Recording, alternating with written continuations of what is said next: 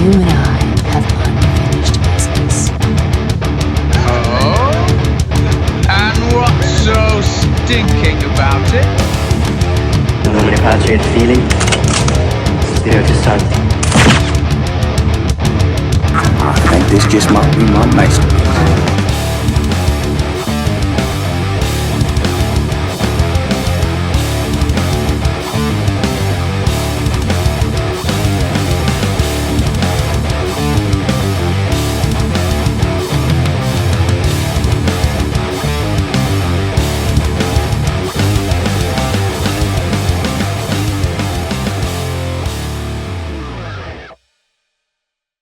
You little son of a bitch ball. Why can't you just go home? That's your home. Are you too good for your home? Answer me. Suck my white ass ball. Well, if I didn't already know what this was, you left the character name in the quote in the script. Sure did. Now we're finished. I'm sorry. Now you've had enough, bitch. Of course, it's Happy fucking Gilmore. Welcome to the Average Joe's Movie Clubcast. It's Justin, and of course it's Happy Gilmore. Why not have a nice, classic, recognizable quote to start things off? And I'm Joey, and yeah, why the hell not? That was a great one. That movie is very enjoyable, even though it's been a long time since I've seen it. It's almost Valentine's Day, and I guess you can say we're getting our love on with some of these movies tonight as we check out a warrior princess who's out to save the trees with Princess Mononoke from 1997, plus a classic love triangle embedded in the original, or my original career as a broadcaster with broadcast journalism. No, broadcast news from 1987. Get it right, Justin. Facts matter. They do matter. They do matter. I mean, to think that, that's why we met was because of, like, broadcasting. We met in, Partly, yeah. mass communication class, yeah. Mm-hmm. And I wanted to be a sportscaster. Well, we were also in Writing 101. I think that's kind of where we were talking. We started talking more since there were so many people in that intro to journey class. Were we in Writing 101? I thought we were only in mass comm. Well, everybody was in 101, so maybe we just related to it. Who knows? But it was a long time ago. Indeed. So just a heads up, we will be discussing these movies in full. So, of course, there are going to be some spoilers. So just skip forward if you miss any of that stuff. And, we'd love to hear from you. So hit us up on YouTube, Twitter, Letterboxd. We love chat movies. So, sir, how's life?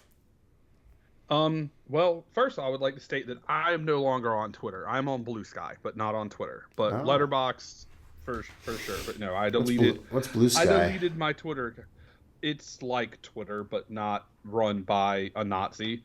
Oh. Anti-Elon what's the word? Sentiment. Yes.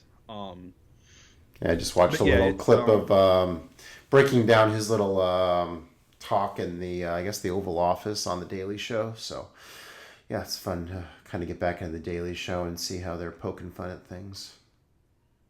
But as far as life goes, it could be better. All of the political mumbo jumbo aside that's happening in our country right now, I totaled my car, so that was fun.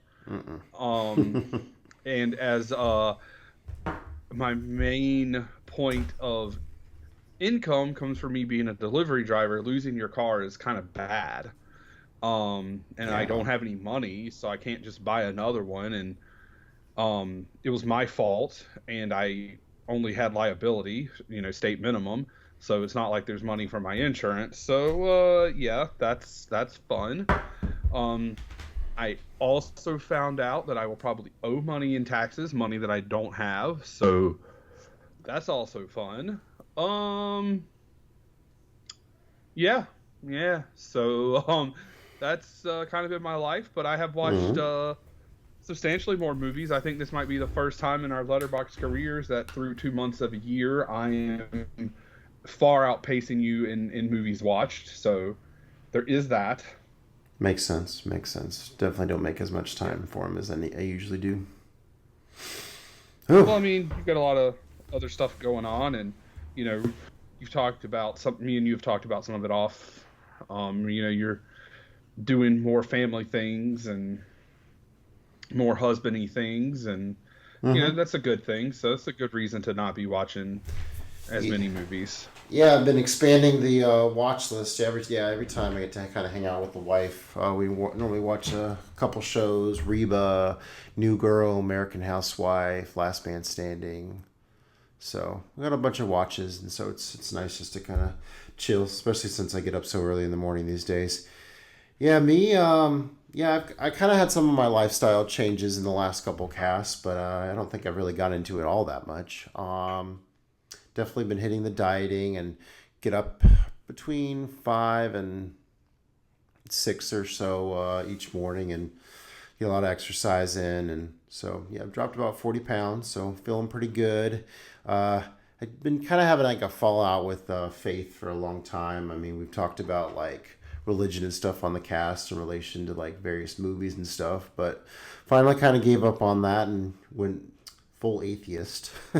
So that's been kind of an interesting way to kind of go about each day now with a much different ideal on, kind of life's purpose. So gotten pretty existential in the beginning of this month and been cutting a lot of stressors. So last night I finally showed up to a scout meeting and said, hey, after 7 years, I'm done with this. So I'm leaving that at the end of May. So yeah, trying to be healthier and smarter and less stressed.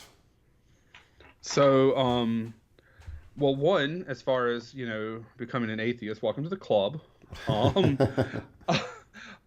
don't know, maybe I'm not as existential about it, or maybe I handled all of that when I was a lot younger and came to that conclusion. But losing weight, good. Cutting stress, good. I assume that you mean just you quit the Scouts, like you're not pulling your kids out, just you're not going to be like a Scout leader or anything?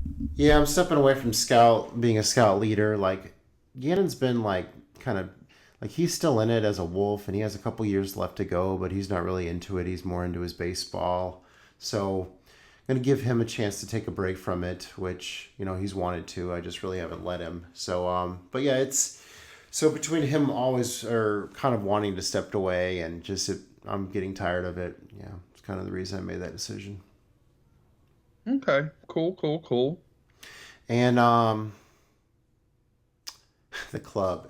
Actually, I guess part of like when I first like I was like, okay, I'm an atheist now. Like, what do I do? And so I started like, you know, listening to a lot of like books on online and different lectures and stuff about atheism, and it kind of helped console some of my thoughts. And I guess the hardest part about it for me is just the fact that I was kind of like raised with this like cult of Christianity, and to like be all these like traditions to all of a sudden become like so shallow it's been kind of hard to wrap my mind around, but a lot of emotional mornings, but I'm coming around and feeling better about it. So not listening to atheist sermons every day anymore. So Well, I never listened to like an atheist sermon. That's kind of a weird thing to just hear those two words together. But I don't know, for me, I guess that being the history buff that I was, and seeing and hearing and like reading about all the different things done in history in the name of Christianity, whether it was Catholicism or for Protestants or just as Christianity as a whole, and studying other religions just for the information part of it, and then seeing like my friends and other people how they reacted to things, and how there's so much control base in that in Christianity. And then honestly also a movie, oddly enough, kind of helped shape my thoughts on it. It kind of said a lot of things that I didn't know that I thought maybe I was the only person thinking them, which was Dogma of all things. That's what I thought you were going to get to. Yeah. Yeah, so like surprisingly, that had as a teenager, that kind of had a big a big part in shaping some of my thoughts. I won't say that it made all of my thoughts or anything, but like, I didn't know other people thought like that. And that, comes also, I mean, where you and I living in the deep South, like we are in the Bible Belt. So, Yep, churches every corner, prayers at most meals. yeah, like, and, I know that I have people in my life that don't like that I feel the way that I feel, but, it is what it is. But anyway, that's not what we're here to discuss. Sorry, guys, for the religious diatribe there for a second, the tangent. Not that you and I would ever. Well, it kind of relates to movies in a way, because, like, I mean, one of these movies I'm about to talk about, like, I actually expected it to be more existential now that, I kind of feel the way that I do, but it didn't. So, yeah, let's get into talking about movies with the good, the bad, and the ugly. So I did scrounge together some category names, because I've been pretty slack with this the last couple casts. I'll say it's the most important meal of the day, feeling stuck, and dazed and confused. Well, you did a real good job coming up with that name, didn't you? Well, it's not that movie. So, yeah, I guess I did. I mean, I suspected, but... Oh, wow, I did a real good job of blanking my third one out here. No, oh, you saw job. Gladiator too. Let's hear about that. Lady Thirsty all right. Trap. Ooh, Ladies Thirsty. Ladies Thirst Trap. Yeah. Oh, there's All a lot right, of so abs my in this categories thing. are Mercy Jump, the most electrifying, and then Ladies Thirst Trap. So if you want to, anybody who's listening, or Justin while you're here, if you want to go to Letterboxd and look up the reviews for Gladiator 2, like 80 to 90% of them are women thirsting over Paul Melcal. The main actor, the lead actor's name is something, Paul something. Okay. And oh shit, and the other guy whose name all of a sudden I can't fucking remember. Pascal. Yes, Pascal. Yeah, just thirsting over them. Just talking about their thighs and like being in the short skirts and the gladiator skirts or whatever and fighting. But Okay. outside of that, I thought it was a pretty good movie. It was a pretty good sequel. Like, Okay. there is some stuff that is very historically inaccurate, but it's a fucking movie. So this was in the commercial for it, where they flooded the Coliseum and had sharks in it. Like, that's not realistic, but it was cool as fuck. Like, it was cool as shit. That battle was cool. The opening battle, which is actually like a siege, for like an ocean siege up to a fort that's up against the water. So there's like siege towers on boats and shit. That was cool as fuck. Okay. And then Denzel is Denzel. Like, True. he's one of the best actors of our time. So overall, it was a fun watch, and it is a direct sequel, so it does continue from Gladiator. That's good. Definitely, I needed to make time to watch that and Dune. It's just like, I can barely. It took me like 3 nights to watch Mars Attacks, so that kind of shows you what time I'm dedicating to movies these days. Yeah, I need to watch Dune. I've been trying to tell myself to watch them, but I just haven't. Mm-hmm. All right. What do you want to hear about? What's the most important meal of the day, Justin? That would be The Breakfast Club, which I did an episode of. I've always wanted to watch that with my nephew Ethan. I had a really good time watching it with him. He's pretty quiet but pretty smart. Like, he didn't pick up on everything. I mean, obviously, so he's not like used to like analyzing movies. But yeah, we had a pretty good time picking that movie apart. And gosh, the character dynamics were a lot different this time. I actually saw myself more as the teacher this time, and just how much of like a troll the one guy is, and how he like gets everybody out of their comfort zone. It was so neat how that every couple years when you visit a movie, like your experience changes, and that was me for The Breakfast Club. So you should check it out again. Don't you forget about me. Yeah. I mean, I just need I need to be in college and have a girl use that in her a cappella at the end of the movie. And Oh yeah, Pitch Perfect. yeah, which All we right. did an episode on a few months back. Go check it out. Mercy Jump. Alrighty, so I came up. It took me a while to come up with a name for this category. Okay. So this was actually a line from the movie was Mercy Jump.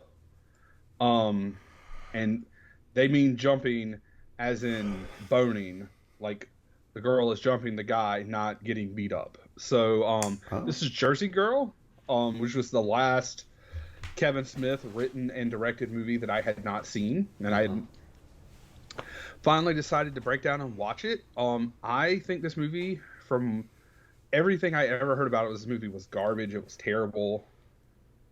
I really enjoyed this movie. Is it as good as like his top tier View Askew movies?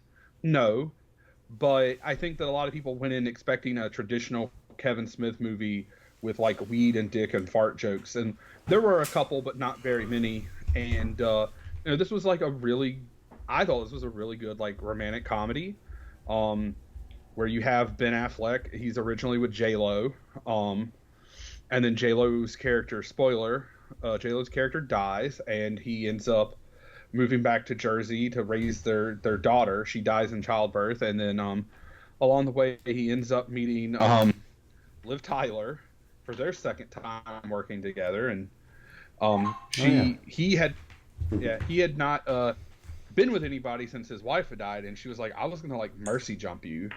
But they have a fun dynamic, and like his father is George Carlin, R.I.P. legend.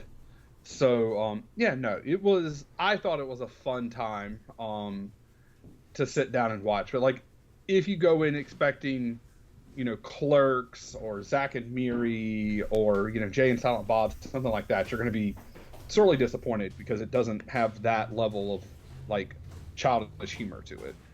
Okay. All right, tell me about Feeling Stuck. All right, as tradition holds, I watched Groundhog Day the day after Groundhog Day. This was that existentialism kind of movie I was thinking about, and yeah, I was very caught in that mind frame. I think the last time I watched it, but it was more the humor that really stuck out to me this time. And Carpe Diem, seize the day. I mean, that movie is all about just like doing the same thing over again and finally realizing that you should, instead of like be self-serving, be more like selfless towards like your community, and that'll make life a little better. So that's the big I mean, it's a pretty obvious lesson, but it's like the more you watch that, your head goes in different places. So Groundhog Day, one of my favorite annual watches. Never gets dull. Ned Ryerson. You've never seen it? No. Hot damn. Never. Well, I'm sure you'd watch and be, well, that was unimpressive, as usual. It depends. So, all right. So all if The I have Rock's left not in is it, I mean, it's hard to impress Joey if The Rock's not in it. Wow, it's funny that you mentioned The Rock. The most electrifying.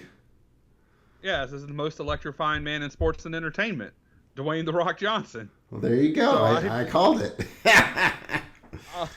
I have been watching more movies, but I have not been watching much of anything that requires a lot of thought this year. Oh, just shit. really No, stressed out. So.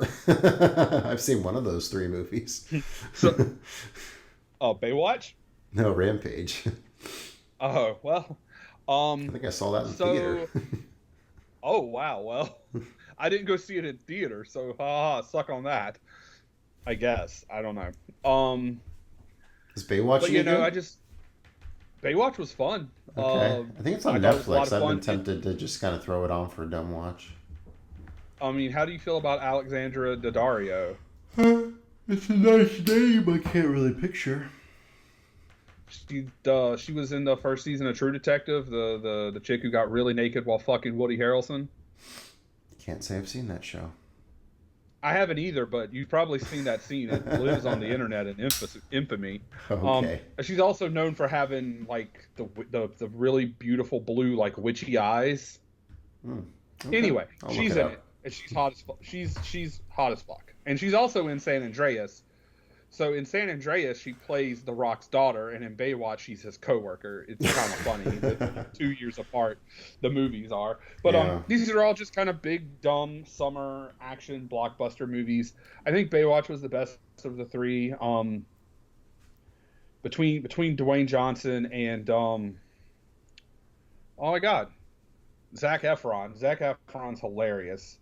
And then they're all hot people doing stupid, dumb spy shit in bathing suits and what have you. And then San Andreas is a disaster movie, and The Rock is out with his wife, who was, if you remember Sin City, she was the parole officer who gets her hand cut off and then gets murdered. That's his wife in San Andreas, and they go out to find his daughter, Alexandra Daddario. And then Rampage is a giant monkey fighting a giant wolf fighting a giant crocodile while destroying Chicago. Yep.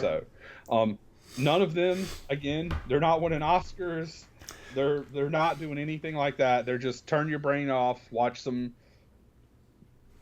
big dumb action movies, and go with it. Indeed.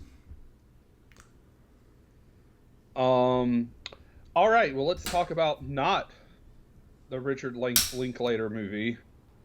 Yeah, and so we'll talk about Ferngully, The Last Rainforest, which I confusingly was.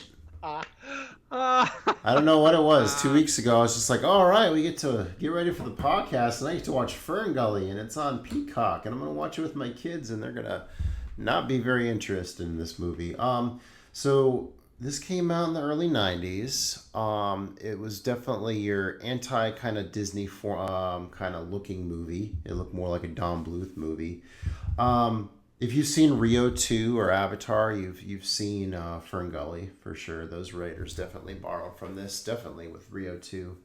So yeah, it's just your very, very 90s feeling environmental flick.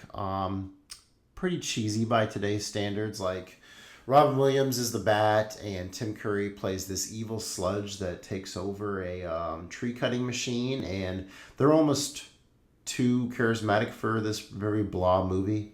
I mean, it's fairies running around talking about, the importance of nature, and this guy coming around and figuring out that, you got to hug a tree in order to keep the world good. So that's Ferngully. It's something. It's not worth watching again, but it's interesting. I don't think I'd ever seen it all the way through, so I guess it's nice to finally check that one off.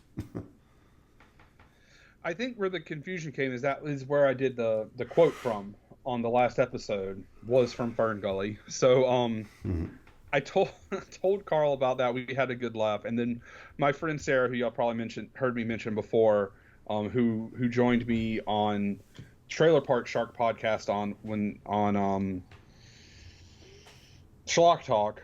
That's her favorite movie is Ferngully, so she also thought it was pretty funny when I told her that. Okay. So yeah, it's like it wasn't that you're like, oh, I watched the wrong version, where like you watched the longer version of Hateful Eight and I watched the theatrical cut. It was just I watched the wrong movie. Well, shit. So I always thought it was going to be me. So don't worry. At least I didn't show up being like, I thought we were going to talk about Ferngully. Yeah, luckily we talked about it ahead of time, and got that straightened out. That happened one other time. I was watching all the Best Picture winners, and there was like a chorus line from like the 20s and then a chorus line from the 30s, and I watched the wrong chorus line, so I had to watch 2 damn chorus line movies in a row. So, jolly good. Such as it is. Yeah. I sent you a thing for you to peruse at your at your leisure. It's not anything important. Oh, okay. Oh, okay. Yeah. All right, let's get into tonight's movie. Oh, you have something else? Nope, I was about to just do what you were going to do. Go for it. All right, Princess Mononoke is a Japanese anime historical fantasy film written and directed by the great Hayao Miyazaki. Set in the Muromachi period of Japanese history, the film follows Ash, Ashitaka, Ashitaka, a young prince who journeys west to cure his cursed arm and becomes embroiled in the conflict between Irontown and the Forest of the Gods, as well as a feud between Lady Eboshi and a human girl raised by wolves named San, or our Princess Mononoke. Some fun facts here. So apparently, scumbag himself, Harvey Weinstein, got the American distribution rights for this, and when he met with Mr. Miyazaki and said, "Hey, let's cut this thing down below the 2 hour mark." Miyazaki was not having it. He apparently one of his early films, Nausicaa Valley of the Wind, got heavily edited, and he was not keen on that. And so apparently he delivered let's see, let me actually read this part. Several days later, Studio Ghibli producer Toshio Suzuki sent a katana sword to Weinstein's office with no cuts embedded in its blade. Very cool. And if only they had used that katana to cut Weinstein. It's wang off. Would have caused a lot less pain. Safe. Yeah. So apparently, Miyazaki also personally corrected or redrew more than 80,000 of the film's 144,000 animation cells. That's freaking insane. Bit of a control freak, apparently. I mean, the movie looked fucking amazing, so, kudos. See, Miyazaki had intended for this to be his final film before retiring, which he said many times now. But this did lead to Spirited Away, which he got the Oscar for, and then that was followed by Howl's Moving Castle, which is one of my favorites of his. And then finally, Mononoke means angry or vengeful spirit. Definitely fits this movie. All right, this is our first Ghibli movie on the cast? Yes, and our second anime, but our first Studio Ghibli movie, yeah. Okay. So, tell us why you picked this one, your relationship with the Miyazakis. This actually is the only Miyazaki movie I've ever seen. Oh, but damn. Yeah, but I had not seen it since we were in college. Troy showed it to me, and I feel like he showed it to me when we were in college. That sounds right, but and I think maybe I also watched it with Melissa that year.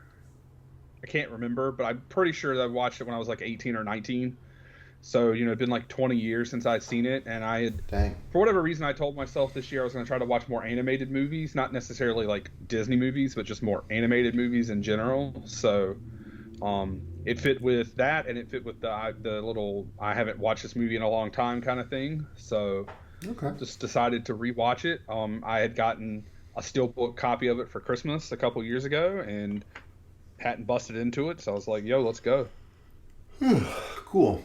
It had been a few years. I'd seen, like, when I first got on the Letterboxd, I heard all about how great Miyazaki was. So I rewatched Spirited Away. I've seen that a couple times now, and then watched most of his filmography. I need to rewatch most of it, but I think I've seen this one. This is my third time watching Mononoke. So yeah, really good anime movies. Lots of meaning and neat animations and so forth. All right, let's get into this one. I love how this movie is, so action-packed. It definitely shows off its PG-13 rating early on with the demon boar going crazy and going to attack Ashitaka's village there.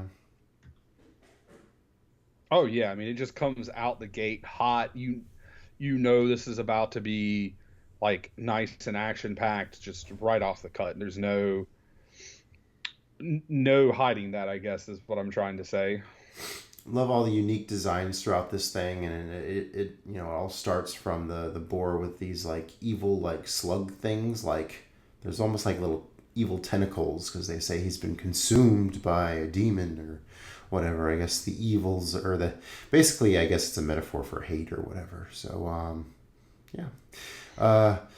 Ashitaka is pretty badass, running around on his, I guess it's a red elk, as he's, flying up and down the mountain, shooting people like Legolas, such as it is. I mean, yeah, no, he definitely was a badass on that elk with the bow and arrow for sure. And yeah, I guess maybe it is supposed to be hate, just the poison, being poisoned by hatred. Even though it stemmed from like the musket balls. That's what caused it or whatever. But yeah, it's or maybe it's not necessarily hate or rage, some combination therein. So he stops it, but in the process, his arm gets cursed. So we must go on an adventure to figure out why this happened and how to stop it. Because, apparently he's cursed to die at this point from this fortune teller that's moving, little objects on a cloth and can see the future. Kind of remember, have you ever heard the story about how, like, they identify who, like, the new Dalai Lama is by, like, having the kid come in and, like, identify objects from the old Dalai Lama? No, but that's not surprising. Yeah, so that's kind of what that reminded me of. And flicking back through it, I noticed that he cuts his top knot right before he heads out on his little adventure. So didn't notice that the first couple times I saw this. Yeah, he just cut it right off. Very unique costumes. Like he's wearing like this kind of poncho, but it kind of looks like the top of like a house. So a very strange kind of get up. He has like a red hat. So guess it definitely shows that he's a foreigner because he's like, what's with that weird outfit? Whenever he gets to Irontown. To the Irontown, yeah, he's just on like a different. As I guess at this point in time, everything was a lot more remote. So if you were, just went to a different town, you were kind of like a foreigner because your styles and stuff would be just completely different, especially if it was, on a different part of the country or what have you. Does your Steelbook copy have both soundtracks or just Japanese? Oh, for voice, it had multiple soundtracks, but I mean, I watched it in Japanese, of course. Of course you did.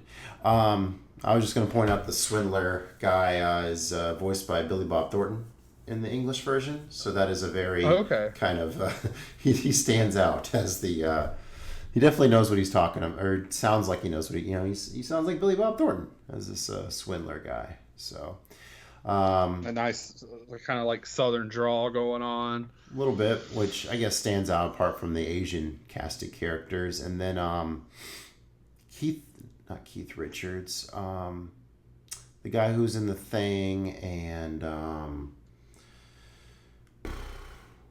with Rowdy Piper in the street fight scene.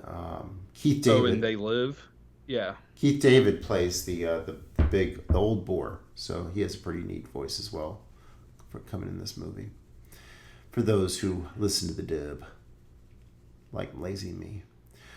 All right. Hangs out with a Swindler guy, gets the exposition all about the Forest Spirit's head being very valuable to the Emperor, because the Emperor wants to be immortal, apparently. All right, so we're about 20 minutes in the movie, and this is our first encounter where we get a little battle with the Irontown folks. I think they're like on this this kind of mountain trail, but there's all this like deforestation, so it's like all like dirt everywhere, and it's all rainy and muddy, and a couple of the Irontown folks get hurt. So our main character swoops in to help them out, and it's the first time he gets a glimpse at Princess Mononoke, that pretty iconic shot with, I guess she's like sucking the bullet out, and she gets like blood all over her face. So pretty cool moment there. Yeah, she's sucking the blood out of the wolf, her mom, the wolf mom, and I believe the Irontown, they were trying to lead like yaks or something, or oxen back to the town through the mountains, and Mononoke attacks them, and the little skirmish happens. So because he helps the Irontown folks, he gets welcomed into their little town. He gets to meet the soldiers as they're eating, and then the women of the town are the workers, and they're like former prostitutes, was just kind of an interesting dynamic that the lady, is it? It's not Ebola, is it? I don't think so. What's her name? The lady. The main lady? The one that's like is formed Irontown. It's like a Bashi or Yeah. something. You have it up in the script somewhere. All right. But yeah, she has this like room of lepers, which are like her engineers. So it's very segmented, which was kind of an interesting touch. Yeah, it seems like all. goes in. What's that? Yeah, her name is Eboshi. Eboshi. Eboshi. Or Eboshi. So she's all about industrialization and getting some guns in order to battle the the forest people, and yeah, I guess she's all about industry, and like yeah, she's pissing the animals off because they keep cutting down the forest. Oh, and then people are getting their freaking arms shot off, Joey. Their freaking arms. Yo, yeah. With one arrow. And... oh yeah, no, he's messing people up with them arrows. Like, I don't know if I would need a gun if I could shoot an arrow like that. Oh man. Okay.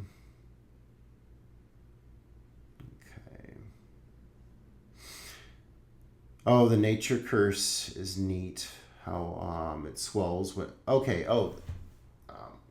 So the demon curse, it's not really a nature curse. Yeah, like I think there's a moment where he gets really pissed off and like you can feel it hurting, but it's neat how like he uses like dirt or like water to calm it down, like because of those are like earth elements. I guess it kind of ties together there. Oh, interesting how the town is. Okay, I already got into that part.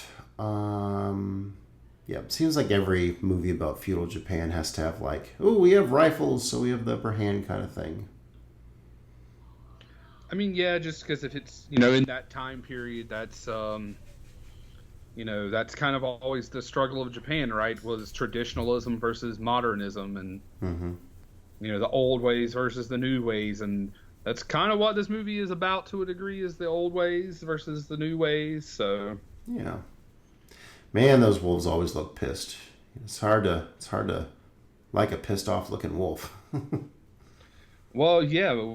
Wouldn't you be pissed if your house, where you lived was being destroyed, and for all your family and all the other creatures, you're basically not just your home, but everybody you've ever known's homes are just being destroyed for money, basically.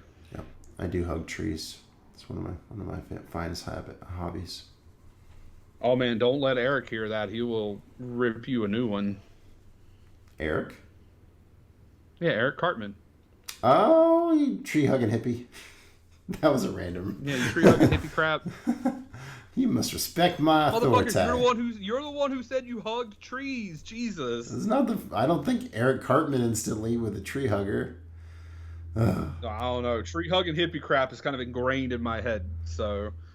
Oh yeah, damn Mononoke's fleet of foot. Whenever she the wolf catapults her over the wall, and she's zipping across this roof like she's some kind of ninja all of a sudden. Yeah, that was pretty cool. Yeah, pretty cool. Well, yeah, she grew up with wolves. Of course she learned how to be nimble. Duh. Yep, a lot of fun sword fighting at this point between her and the town, and Ashitaka gets involved, and he uses his demon arm to bend some guy's big ass sword. That was pretty cool. Yes. Yeah. Oh, and then sweet. So he stops Mononoke from kind of getting killed by the villagers, and walks her out of there. But in the process, he gets shot in the back and just kind of keeps going like a gangster. That was pretty cool. But he pays for it later. Yeah, well, I mean, he is the ultimate hombre in this movie. So the very shadowy apes showing up, being like, "Hey, those humans suck. We're planting trees, and those humans suck." Yeah, they were kind of random side characters. I mean, yeah, but just it's more, more animals, especially animals that would be in the forest, that are like, yeah, these humans are messing everything up. We gotta do something. Gotta love the cute, shaky head forest spirits. The Even in Kodamas. even in the final moment there, we had the little shaky head. Very fun. The Great Forest Spirit, which is gigantic with all these antlers and looks like a funky The deer. deer. The deer god. He's weird when he's in like deer form. Because his face is like a baboon, and then his feet aren't like hooved like a deer. They're like almost like bird feet. Hmm. But then he has the body of a deer. He's strange looking for sure. Ashitaka gets messed up and then healed up and kind of fed like a bird at that one point where I guess know what San was feeding him, but was having to chew it up for him. Get to meet the stubborn boars. They're a pretty rageful group. They just kind of storm in and want to take care of business that way, which is not the best way to go about things. Which I guess that might be a little political comment there with some nations that maybe rush in and don't ask questions and get fucked up in the process. Or just nature in general. Again, something happened and they reacted full of rage and venom and didn't let clearer heads prevail, kind of thing. Thought it was cool with the part where they're like dipping their faces in mud in order to put their war paint on. That was kind of neat. Yeah, that was pretty cool. The boar attack goes awful because they put like explosives in these like rocks and they like end up turning into like landmines. Yeah, and the wolves even told them that like, hey, this is a trap, and they're like, we don't care. Yeah. We're proud. So, there's like, this is our last stand. We're just gonna do it, and it's like, well, maybe if you think it's gonna be your last stand, you should be prepared. Yeah. Yep, they're pretty angry about the trees, so they rush in and they get fucked up pretty good. Mononoke and the chief boar, they escape, and it seems like they're kind of hiding out in the forest. But then, the bad guys kind of follow them along because they're trying to track down the spirit of the forest to chop off its head, the deer god. Yeah, it's very kind of and they have to. all the spirit and Go ahead. gods and demons is very just kind of. A lot of the terminology is just kind of thrown around in this. It's like, okay. Well, I mean, it's the deer god is also, he's the force of the spirit. That's the one entity, and then, but yeah, I mean, that's a much more of a cultural thing over in Japan, is spirits and what have you. So, especially back during the time period when it would have been set, where maybe they didn't have some of the language and terminology maybe that we have now to explain certain things, but. It's crazy that like the bad guys had to hide under the boar skins so the deer god wouldn't see humans and would come out, but Mononoke could be there, and that he came out to help Ash. Ash, good. So that's kind of name. Yeah, good. Like, it's interesting that maybe he can sense that they're not malevolent and these other humans are, and kind of thing. But the fact that he's like a god or this powerful spirit and can be tricked by animal skin is kind of crazy. But so there's this one point where San kind of grapples with her like identity as being a human / wolf, but actually caring a lot for Ash because he's a badass. Who wouldn't like Ash? All the people in town seem to like Ash. So the forest spirit makes it really easy for him to get it decapitated by like getting a really, really long neck like a giraffe all of a sudden. And so that brings... that was because during the night he was the night walker, and so it was that night and he was transforming, and so then they got the one headshot, blew his head off. So yep, but he starts tracking towards Irontown, and basically him being there and all the hate and him getting his head back gets Irontown wiped off the map. But then they say, we'll rebuild and be better than ever. Movie just kind of ends pretty quick with, Sand being like, I'm going to continue staying in the forest. Ash isn't even going back to his home. He's going to go rebuild Irontown. And yeah, everybody learned a valuable lesson from this. Well, that's because Mononoke says that she loves him but hates humans, because I mean this, and then he's like, well, I'll rebuild the town and stay here, so that way they could still, be together in some sense. I mean, obviously, the allegory here is human greed and our desire for power and money, I guess, which would be greed, but just we've got to keep making more iron and more this, and we got to just keep get more into the forest, and so yeah, basically the same thing that Avatar was trying to teach us, or the same thing that Fern Gully taught us. Save the planet. So yeah, Be happy. Yeah. The one cultural thing from a Ghibli movie that really threw me was there's this movie called Pompoko where they turn into raccoons and they bounce on their testicles. And yeah, that's a strange little Japanese thing. So now you know. I did. Okay. Yeah, the more you know. I wonder if Bradley Cooper bounced on his testicles. I'm sure he did, especially after the Eagles won the Super Bowl. All right. Probably his wife, but that's We need to get into specifics. All right, my verdict: action-packed anime, good message, neat elements, 4 stars. I gave it 4 stars off of memory when I logged it on Letterboxd in 2017, but I upped it to 5. I thought that it looked fantastic. The action was great. The story was great. The message was great. I just thought it was chef's kiss. Glad you loved it.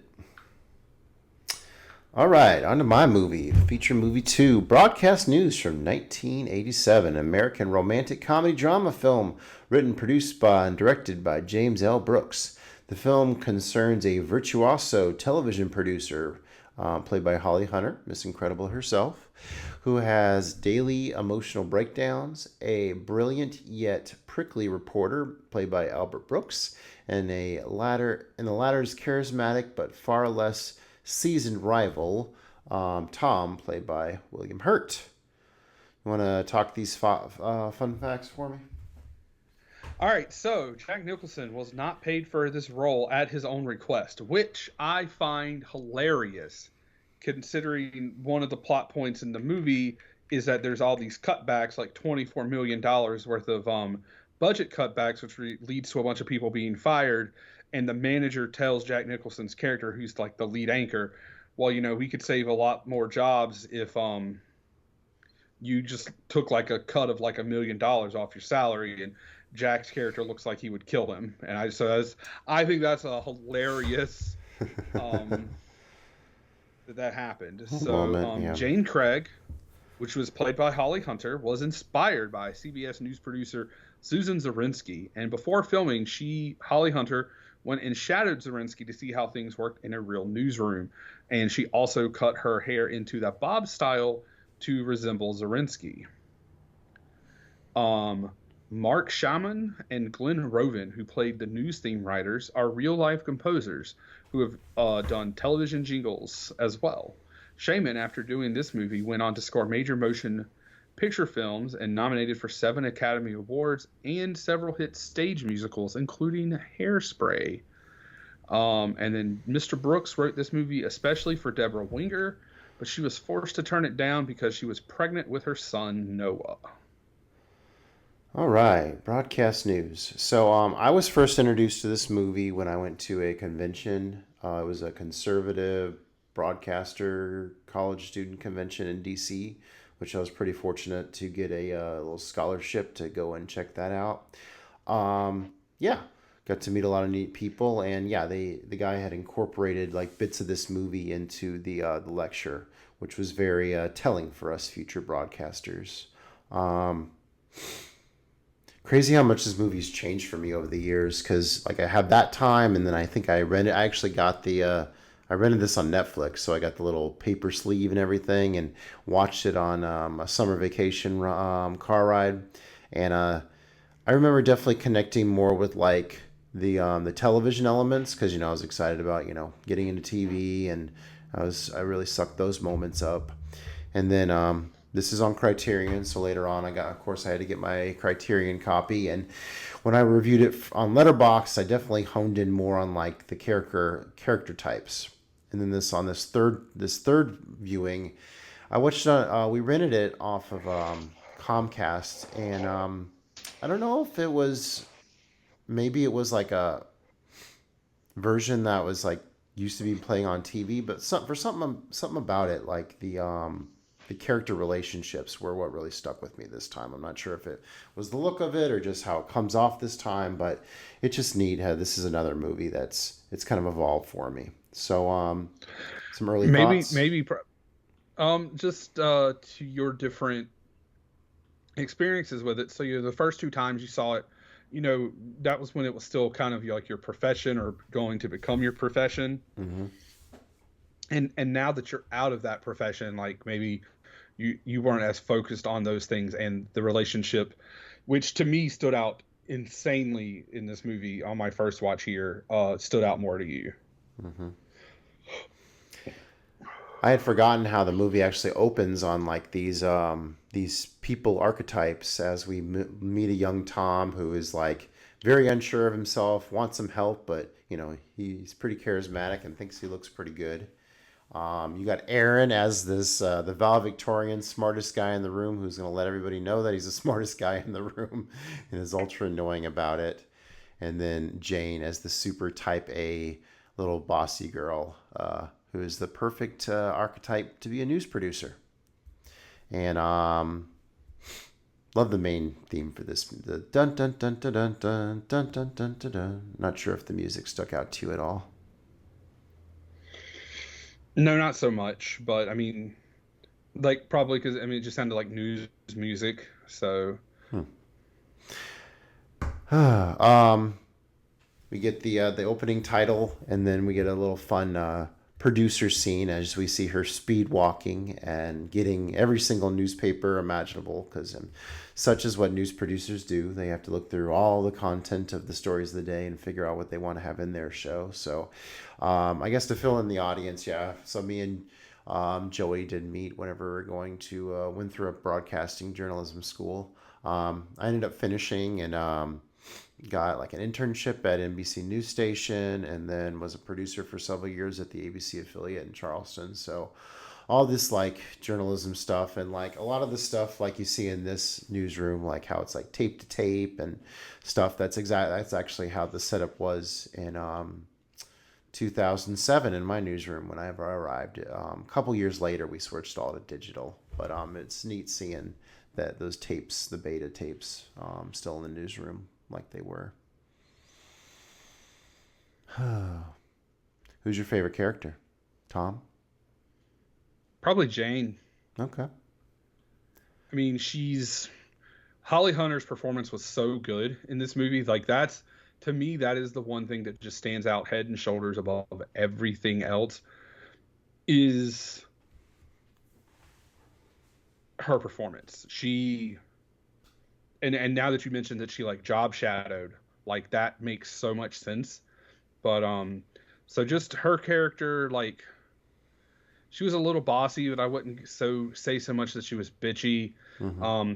Tom, to be kind of like the jock, the jock or the good looking pretty boy, like he was trying, and he knew like, hey, it's not that I'm not confident. I'm pretty confident in myself, but I shouldn't have this job. Like he was pretty honest with himself. And I really did not like Aaron. Like he was such a fucking prick. And he reminded me so much of so the actor Woody Allen? Brooks. No. What's his actor's name? Anyway. Albert, right? Albert Brooks. The only other thing I remember, or the first thing I ever remember seeing him in, was in the TV show Weeds, where he also played a huge fucking asshole. Okay. So just the whole time I was kind of getting that. But yeah, no, I mean, I don't think there were necessarily any bad characters. Like, I mean, I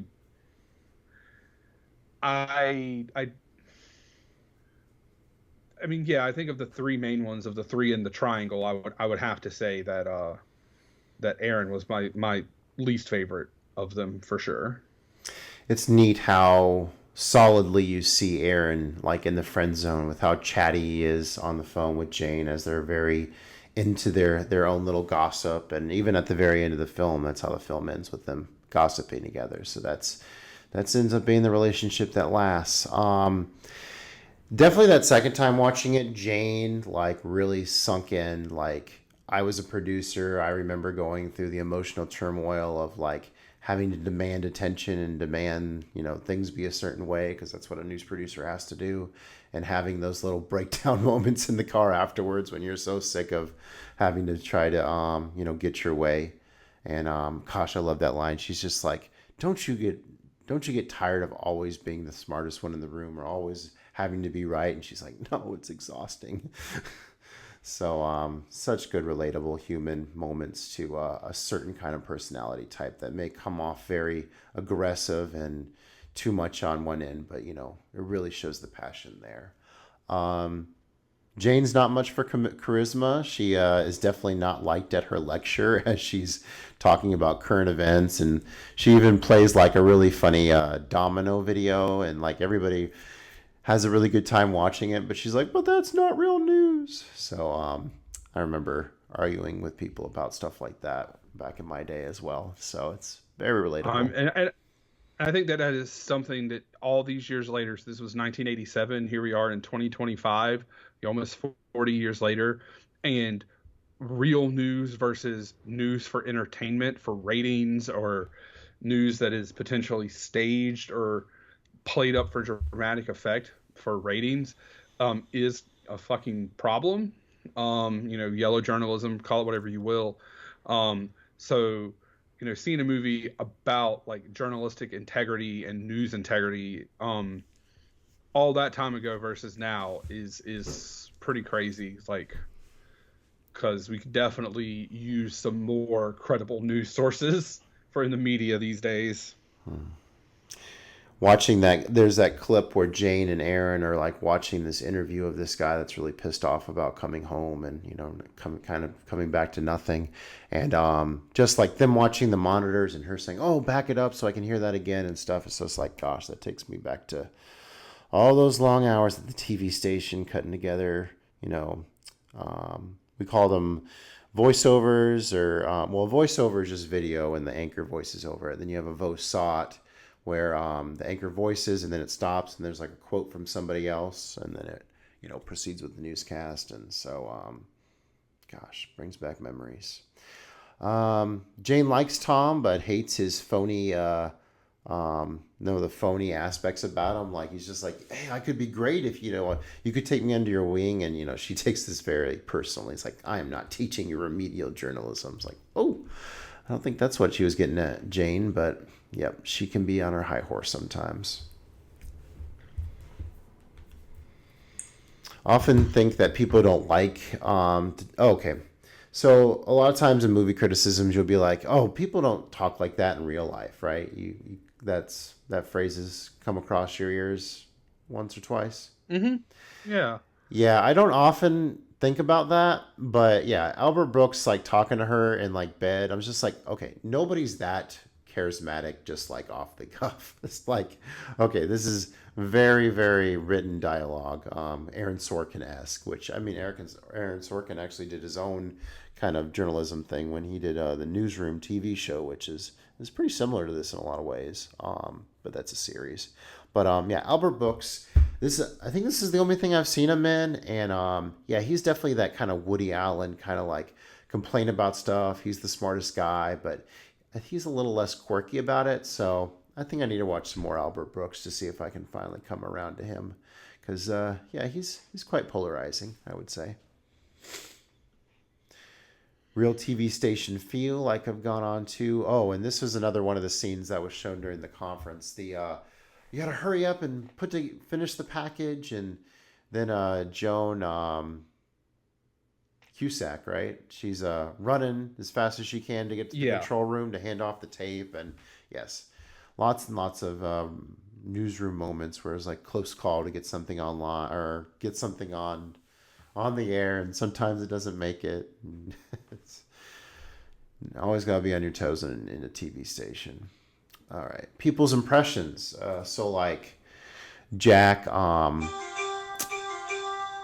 there's that part where like he like smiled about a piece or whatever, and like it just like the movie takes kind of a moment and like it kind of absorbs how people react to, you know, presentation of news stories, and it focuses on that a little bit, especially with like the date rape piece, and then, you know, the part where they all felt like I'm very emotional about the soldiers from Aaron's piece. Yeah, and then like Aaron during the you know they're watching the date rape piece, and Aaron comes in and he just starting to his jealousy shows real bad, and he's talking shit about Tom, and you know talking about how that's not real news, and he's like, oh, you broke the story on Nookie, and it's like, bro, that's really insensitive. Yeah, definitely a human interest piece. I think it's pretty wild that they go to like they work at this Washington D.C. affiliate, but they're going to be field producers for South American guerrillas. That was pretty intense. I guess they needed an action scene in the movie. Oh, and then she has another good cry down in South America with her international T-shirt on. Yeah, for sure. Ooh. Jack gives kudos to Jane but snubs Aaron. So yeah, Aaron getting snubbed all over the place here, but you know he's the smartest guy in the room. He can take it. But I mean, he even says that he made one comment about his hairline, and it's like, bro, you know you can't do that kind of shit because. Yeah, you know what? Aaron sucks. I don't like. I changed my. Aaron sucked. He's the worst character, and I'm gonna say that when we get to the end, I'll say that part. But Okay. yeah, no, he's a piece of shit. I'm just gonna Not even the whole thing. Not even the news director's dorky daughter even remembers Aaron. She's all about Tom. Yeah, but like the whole thing where he more than once, you know, tells Jane about his feelings, and then like just straight up kisses her even though she hasn't reciprocated his feelings, and then he like tries to use their friendship and in and out of work to like manipulate her. Interesting. I didn't pick up on that as much. Well, he you know, he's trying like, well, think about me as just your friend, not the guy who just admitted his feelings for you, but you don't like this about Tom and this and this and this. Oh, and yeah, he's very dismissive about what he's doing. Yeah, because he wants to be sheltered. Doesn't want to put himself out there.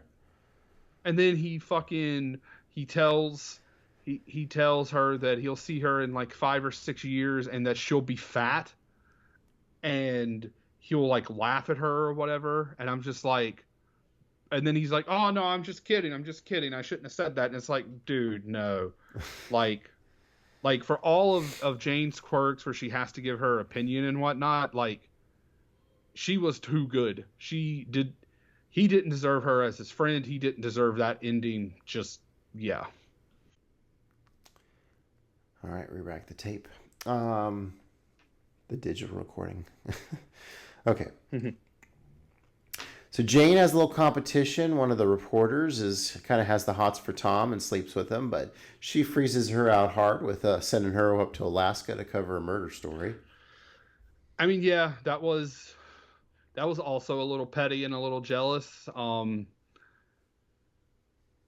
Was kind of very jealous, but also like I feel like, you know, that's a big story, so you know, I guess she hid behind the it's good for your career kind of thing. So I think one of the best scenes in the movie is whenever Tom's at the anchor desk and then Jane gets in his ear, and like they craft this whole thing off the cuff, and they really sell a great news story, and that really takes me back to times when I mean, producers are constantly talking into their anchor's ear, and I would often talk to the weatherman too much, and he would get very pissed off at me. So that scene is very kind of takes you behind the scenes of, you know, what's going on in those kind of situations. And before we okay, go ahead. I was gonna say, like, it was one of the things I thought about during that movie is because, you know, like we talked about earlier, we met in like mass comm, and you know I wanted to be like on Sports Center.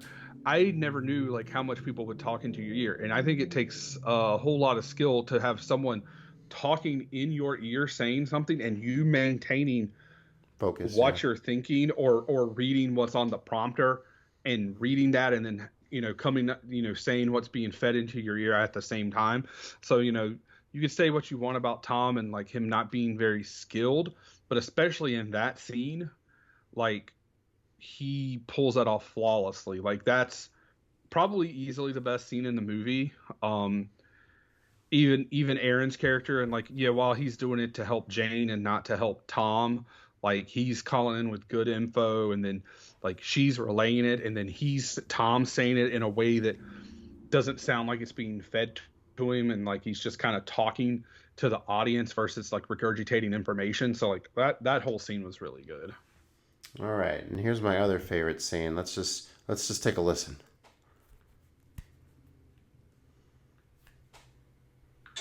It starts off with this very high-tech syntho-sequency type thing, like this. That's the news. And the strings take the melody.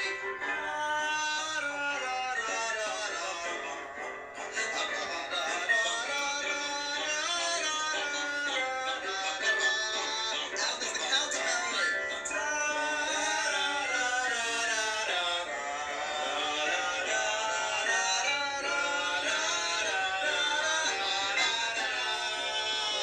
Big finish. I got chills. Great. Okay, so me as a big music dork, I've always enjoyed like the theme songs for newses, and I've always get into like classical music build up. So it feels like, and me being a journalist at one point in my life, I feel like that scene was basically tailor made for me. It's hilarious how into it they get, and then like how unimpressed the guys are. They're like, yeah, that was great. So how about that broadcast we just did? So I take it you're not. Yeah, that was great. What about this podcast we're doing right now, Justin? What do you mean? Oh, I was just mimicking what you said. Big finish. You said they were unimpressed and then started talking about something else, and I was like, oh, well, yeah, that was great. What about this podcast we were doing? That's a great scene. You can show it. I would prefer not to. That seems uncomfortable. It just takes the right lubrication. I didn't know you were an expert in lubrication, Justin. You gotta stay slick. All right. Well, on that note, you know what? No, let's not transition into. He likes to measure his news knowledge, not his cock, in the form of. Oh, boy. We don't need to go from talking about lubrication to date rape. That is not a good transition. Well, there's a point in between those two, thankfully, where Aaron, I think they're at some kind of party, and he's just like, "Can you name the members of the cabinet?" And he's just being a dickhead with like trying to get him to like spew out knowledge, and Tom doesn't got it, but Aaron always wants to come off as the smartest guy in the room. I will let Joey introduce the next topic, because he's a lot more slick than I am tonight. Oh my God, Justin, I'm gonna punch you. You're 3 hours away. I'm gonna punch you. I swear to God. You mocked my favorite scene. How is that different than any other episode? It's not, but it's always, it always hurts a little bit deep down. Oh, I'll have a nice cry after the podcast. You know what? You got me to take a picture inside of West Florence in front of a West Florence background. So feels special. I should slap that on the next thumbnail on you for this episode. Just us. I guess we should have mentioned that in the what's been happening to us lately, that we actually saw each other for the first time in 3 years, or 2 years, or whatever it was. But yeah. Anywho. Yeah, went up to Florence, and Nolan made Region Man, so that was a good trip. And yeah, I got to hang out with yourself. That was cool. Yeah. I found out that we've been inside of my high school's rival high school the same amount of times too. So just crazy because I lived here and you don't. But anyway, after the party in which Aaron just tries to embarrass Tom and is a complete dick as he is throughout the movie. Tom's piece Tom has this about conversation. so he gets an interview with this lady who basically, I don't know if you would call it, well, we call it date rape. It's more of like, what's the terminology for it now? I mean, it felt like just straight rape, but not way less like. I mean, I guess it is date rape. No, They were on like a date, no, like but no means no kind of thing. So yeah, like men pushing themselves on women, like pressuring them into sex on like a first date. yeah. So right. of course everybody, So- yeah, definitely a form for sure. So everybody's watching in the newsroom, and a lot of the women are getting emotional, obviously, because it's a very personal topic, and the lady's being very revealing on TV, and then it cuts to a shot of him, and he's tearing up too, which really helps seal it in, and even Jane's like, oh man, that story really got me. So she's like, that wouldn't have been my first choice to do, but you made it relatable, and you could really see like her conviction in it. So that's prepping for what's going to be the fallout later on. Let's see. Aaron's jealous about Jane and Tom going the ball together, but that was a very romantic moment. Gosh, this is the scene where Tom sees Jane, and he's just like, "Oh my gosh, you look amazing." It's very charming. And yes, and then he again right before Jane is about to go out with Tom, she's over at Aaron's house, and Aaron again decides this is when he needs to. It's when she comes back from the ball to see how he did on the broadcast, and he decides that's when he needs to tell her he's in love with her again. So yeah, great friend. Oh, you love someone else? Well, guess what? I love you. It's like, bro, that's not the time. But I think he's, and of course he was in not your mind, he probably got what he's coming to him, because he finally gets his shot to anchor the weekend news, and he has the really bad case of the flop sweats. Oh yeah, which I mean, I could kind of understand. There's probably all sorts of lights. He's in a suit and a jacket, and like looking at that, I was hot. So, but yeah, but Tom even tries to like help him. Like he's like, hey, sit on your jacket so it doesn't look like this, and try not to move your eyes, and find something to focus on that you can put that emphasis on. To make it sound like he's not necessarily just regurgitating info kind of thing. So even, Tom likes him because, he even says, I like you, you're a prick. But I think Aaron wouldn't have done the same thing the other way around. Tom's not perfect either, because I think there's this moment where Jane's like snaps to some kind of quick judgment, and like Tom's not like quite on board yet, and he doesn't exactly like being told what to do, so he like yells at her about it, and that kind of freaks her out. So a little trouble in paradise. Yeah, she's like, that scared me. Yeah, that scared me. Yeah, trouble in paradise before they're even really in paradise, which, I thought this was a really neat scene where like she starts like yelling at Tom in his office, and like he's there talking to his dad, and then she leaves, and like his dad's like, affectionate people don't act like that. And that quote had never really stuck with me until now, with like how a warm person acts, because I mean I would say I'm not married to the warmest person, so yeah, it's interesting to for that to come off as a first impression. I mean, also I guess to devil's advocate that like she was pissed and angry that he. She thought that certain things were going to happen that night, and he was just like, oh, my dad's coming into town. And it does, I guess, seem kind of like a flaky thing to say, oh yeah, no, I'm not going to hook up with you now, my dad's going to be here. And then come to find out he was telling the truth, and her anger was a little not founded, and she probably overreacted some. But it doesn't seem like she's also probably been in a lot of relationships, so I'm sure that's some new territory for her. If we're looking to like dig a little deeper there. Yeah. So now we're wrapping the movie up. We get the classic budget cuts, so they got to start firing newsroom staff. So all like the side characters are getting canned. Tom gets promoted to London. He's going to be anchoring over there, which Aaron feels is being set up for, the big spot in New York.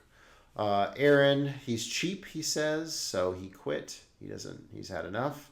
And then Jane gets promoted to news director, or bureau chief, as they call it. Yep.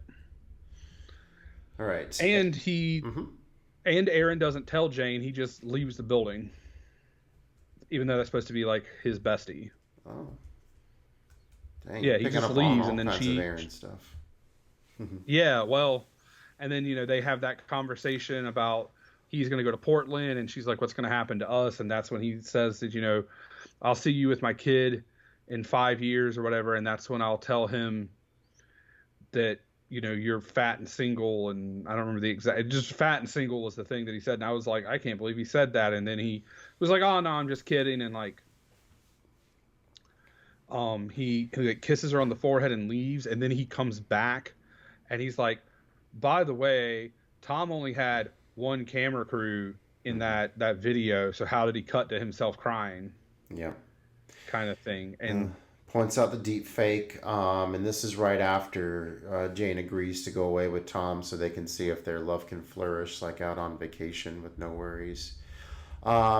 But yeah, this deep fake, she goes back and checks it out for herself, and at first it looks harmless, but then they actually talk through it on the recording.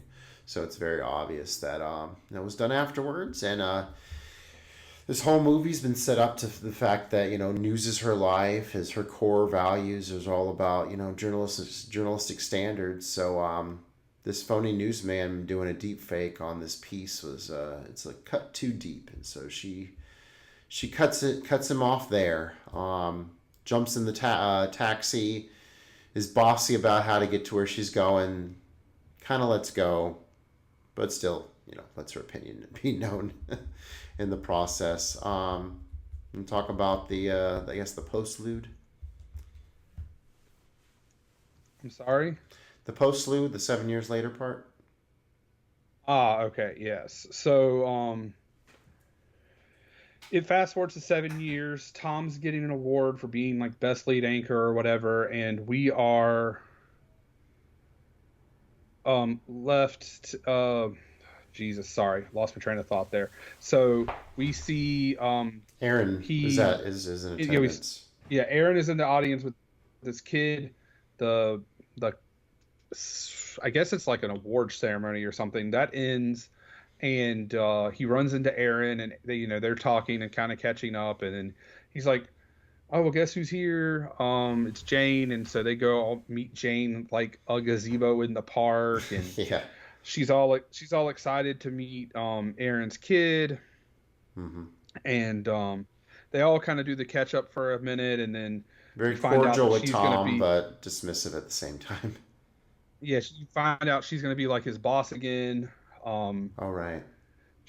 She's gonna like leave where she had been and go, I guess, work up in New York. And he invites her to meet him and his wife for dinner, and she declines. And then the movie goes off with her and Aaron just kind of catching up, being friends like they always have been. And so, like I said earlier, I think for Aaron that's too good of an ending. He's got a wife and a kid, and they make a joke about him coming back to the team there kind of deal. And it's like, you know what? He was a fucking prick. He was not a good friend to her. And then she's still being friends with him. I mean, whatever. I understand that's how things work sometimes. But I think for him, that was too good of an ending. But overall, I do like that this kind of skirted expectations. Like most movies like this, you're going to expect that Jane is going to end up with Tom. And, they're going to live happily ever after or whatever, kind of give you that traditional like romantic comedy or dramedy ending, and they didn't get it. And they're all happy in their own rights. They're all successful. They all, both the guys are married, and she's seeing like this new guy who's going to, make the trip up to see her in New York when she starts the new job. So like, I liked the ending overall. Because like I said, it kind of didn't give you the stereotypical ending. Well said. All right, ratings.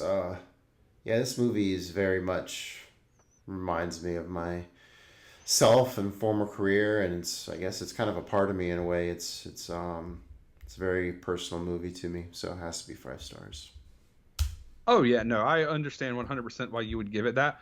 I think I gave it 3.5. I think there's some really good character performances, especially from Holly Hunter, but it just like to me it doesn't have that connection.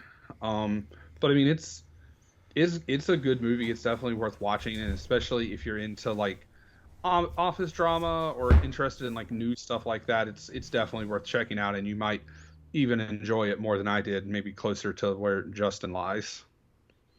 All right, favorite part. What's going on next? I am prepared this time. Did I announce last time first?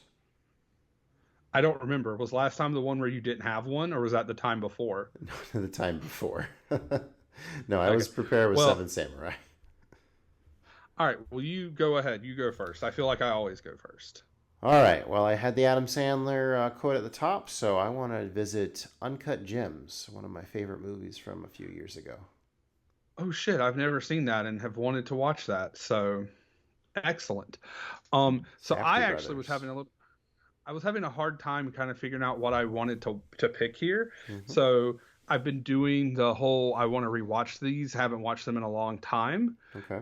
And the movie that I originally came up with this for to do, I was like, I don't really want to watch that for the podcast. I don't know if I even want to watch that again, which was Backdraft.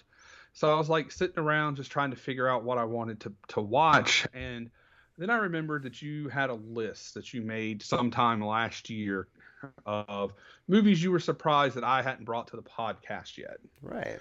Which, side note, you need to edit because you picked Seven Sam. So, Okay. and I went and looked, and I have not seen this movie in 7 years Wow. already. So I watched it in my countdown to 1,000 movies, which notably, Broadcast News was 1,900. So, and I felt that, if I didn't put this on the podcast, one day I would regret it. Maybe not today, maybe not tomorrow, but someday I would regret it. Okay. So let's all take a trip on the bogey train to Casablanca. Yeah, play it again, Sam. Okay. That's funny. There was we watched a Reba episode where she quoted that a couple times throughout the episode, so that's kind of ironic. Cool. Uncut Gems in Casablanca. Sugar and spice. All right, that seems like a hell of an episode coming up. Let's do it. And if you'd like us to answer any questions on the show, hey, send it to us on Letterboxd or the Average Joe's Movie Clubcast at gmail.com. We'll look out for it. We'll answer. We're here. We're having fun. Yeah, Talking we movies, want to hear talking your life, input. We want you being to slick. ask us questions or give us suggestions. I mean, we have taken suggestions into account and talked about them on the podcast before. It's been a little while, but we would love to hear from you guys. You can also go to Facebook. It's got a link to that email address right there, or you can just, comment on a picture or something. It would be fantastic. So, Joey, are we still doing this show after 6 years? Yes, 6 years now. Just 6-year anniversary just came up of that very first episode where We were on man, we phones. were both kind of nervous, and the movie was just wonky. Very artsy, yep. Yeah. So, and of course, judging by the two of us, it was a Criterion movie, so who knew? All right, But Joey. we Yeah, so why would we you do this because we love talking about movies. Yes, sir. But Fuck the Eagles. But Joey's not impressed. By what? What am I not impressed by? I think my new hated quote from you is nothing special. It was good, but nothing special. I don't know. This year, like if you follow me, if you're listening, you follow me actually on Letterboxd. Like this is the year of 3.5 stars. Like almost everything has been 3.5 stars, except for standard. some except for some stuff that I've rewatched that because I'm showing them to my friend, and so they're all like things I consider bangers for the most part. So All right. Well, that being said, good night, folks. It's been a long ass day. I'm ready to cut loose. Thanks for joining us. All right. Bye. Peace.